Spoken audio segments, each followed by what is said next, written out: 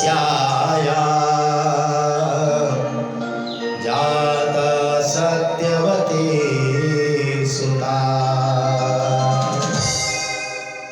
मांडव्य शापाद भगवान प्रजा संयमनो यमः भ्रातु क्षेत्रे बुधिस्याया जाता सत्यवती सुता। भगवान सुखदेव कहते हैं, राजन, मांडव्य ऋषि के श्राप से यमराज जी साक्षात इस मृत्यु लोक में जन्म लेकर और 100 वर्षों तक अपना जीवन यापन किया था।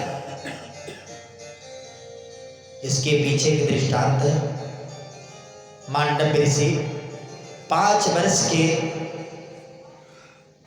अवस्था के थे। उसी समय उनको कोई अपराध हो गया। उस अपराध के कारण यमराज जी उन्हें सूली पे चढ़ा दिया। मांडव्य ऋषि को अपने 100 जन्मों की बात ज्ञात था कि 100 जन्मों में मैंने कोई अपराध नहीं किया, फिर मुझे किस अपराध के कारण इस सूली पे चढ़ाया गया। बोलो जय श्री कृष्ण। यमराज जी ने बताया कि 100 वर्ष पहले, 100 जन्म पहले आप 5 वर्ष की अवस्था में थे, तो एक छोटे से जीव को उठाकर मार्ग से इधर फेंक दिए थे। मार्ग में पड़ा था, उसको किनारे फेंक दिए और वह जीव जाकर कांटों पे गिर पड़ा और एक पक्षी को पकड़कर उसके पृष्ठ भाग में आपने एक कांटे से बार बार चुभोया था। उसी अपराध के कारण आपको यह दंड मिला हुआ है। मांडव्य ऋषि ने कहा कि 5 वर्ष की अवस्था तक बालक को यह ज्ञान नहीं होता है कि क्या उचित है, क्या अनुचित है, क्या पाप है, क्या पुण्य है। तो आपने निरपराध अबोध बालक के रूप में मुझसे जो अपराध हुआ था, उसके लिए आपने मुझे सूली पे चढ़ाया, दंडित किया। इसलिए मैं आपको श्राप देता हूं कि 100 वर्षों तक जाकर आप मृत्यु लोक में भ्रमण करोगे। और ये यमराज जी विदुर जी बने। धृतराष्ट्र गांधारी के साथ वह भी हिमालय पर्वत की तरफ गए और पुनः वहां से भगवान का स्मरण करते हुए अपने परम धाम को चले गए।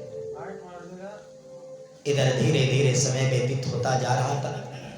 उत्तरा के गर्भ में जिस बालक की रक्षा द्वारकाधीश जी ने किया था, उस बालक की उत्पत्ति हो गई। युधिष्ठिर जी बड़े प्रसन्नित हुए, उनका जात कर्म संस्कार कराए। ब्राह्मण लोग आए, अनेकों प्रकार से वेद मंत्रों का उच्चारण होता है। युधिष्ठिर जी प्रसन्नता पूर्वक अनेकों प्रकार का संत महात्मा ब्राह्मण याचकों को दान देते। पुनः विद्वान लोगों से पूछते हैं कि यह बालक कैसा हो। विद्वान लोग बताते हैं कि यह आपके कुल के यश को बढ़ाने वाला होगा। आपके वंश में जितने भी पूर्वजों में जितने भी बड़े बड़े राजा महाराजा हुए, उन सारे लोगों का गुण इसके अंदर विद्यमान है। अपनी प्रजा को पुत्र के समान पालन पोषण करेगा। लेकिन हे राजा, तक्षक नाग के डसने से इसकी अकाल मृत्यु हो जाएगी। युधिष्ठिर जी को बड़ी चिंता हुआ, मेरे खानदान में अकाल मृत्यु। विद्वानों ने समझाया कि देखो, यह विधि का विधान है।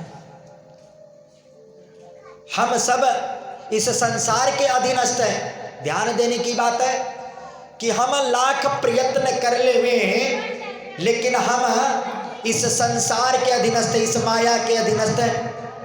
और यह संसार, यह माया उस परम पिता परमेश्वर के अधीनस्थ है। हम करना तो कुछ और चाहते हैं, लेकिन होता वही है जो हमारे प्रभु चाहते हैं। बोलो जय श्री कृष्ण। जय श्री कृष्ण। और इसीलिए आप शोकाकुल ना हो, चिंतित ना हो। यह पुत्र आपके यश मान प्रतिष्ठा को धूमिल नहीं करेगा। धीरे धीरे समय व्यतीत होता जा रहा था। द्वापर युग बीत रहा था, कलयुग का आगमन होने वाला था। चारों तरफ अनेकों प्रकार के अपशगुन दिख रहे थे। कुत्ता, बिल्ली इत्यादि रो रहे थे।